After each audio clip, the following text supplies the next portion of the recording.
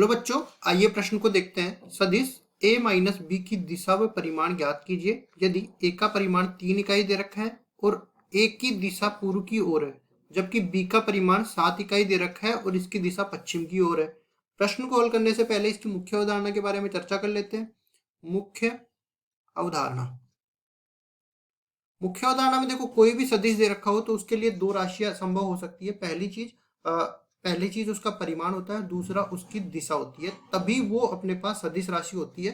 तो अब सदिश राशि को निरूपित कैसे किया जाता है, देखिए यहाँ पे अपने पास एक कार्तीय तल होता है। ये कार्तीय तल बताता है कि अपने जो है दिशा क्या होती है। तो यहाँ पे जो ऊपर y की धनात्मक दिशा होती है, ये अपने पास उत्तर दिशा होती है। जो x की धनात्मक दिशा होती है वो पूर्व दिशा होती है, और जो x की ऋणात्मक दिशा होती है वो पश्चिम दिशा होती है। और इसके अलावा जो y की ऋणात्मक दिशा होती है वो दक्षिण दिशा होती है। अब देखो, किसी भी सदिश को यहाँ पे निरूपित किया जा सकता है। तो देखिए, सवाल में जो दे रखा है उस सदिश को मैं यहाँ पे निरूपित करता हूँ। सबसे पहले ए सदिश जो दे रखा है, ए सदिश उसका परिमाण है 3 इकाई, और बी सदिश जो दे रखा है उसका परिमाण है 7 इकाई। अब यहाँ पे एक कार्तीय तल बना लेते हैं। देखिए इस तरीके से। अब इस कार्तीय तल में हम लोग सदिशों को निरूपित कर देंगे। किस तरफ जा रहा है, ये अपने पास मैंने बोला था ये पूर्व दिशा है। या फिर एक काम कर लेता हूँ, ऊपर जो मैंने चित्र बनाया है, क्योंकि ये सही से दिख रहा है, वहीं पे मैं यहाँ पे सदिशों को निरूपित कर देता हूँ।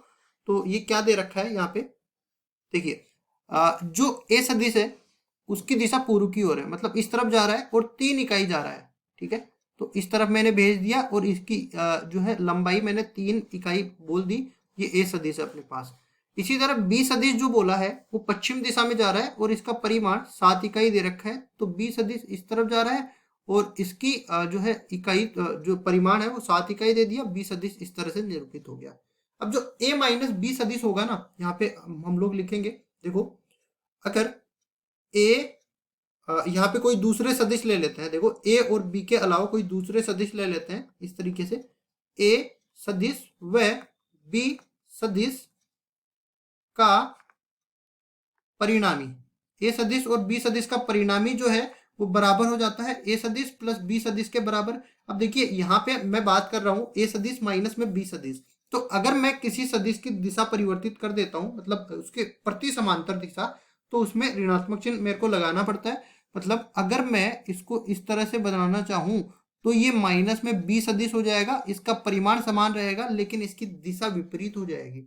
तो अगर यहाँ से शुरू हो रहा है ये सदिश, क्योंकि ये 7 इकाई का सदिश है, और ये इसमें अगर मैं जोड़ दूं ये वाला सदिश भी, ये ए सदिश है।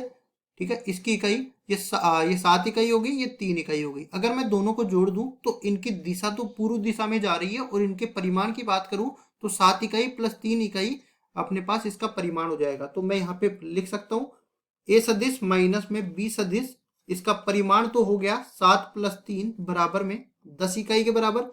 और इसके अलावा इसकी दिशा ए सदिश माइनस में बी सदिश की दिशा अपने पास हो गई पूर्व दिशा होगी, पूर्व दिशा होगी।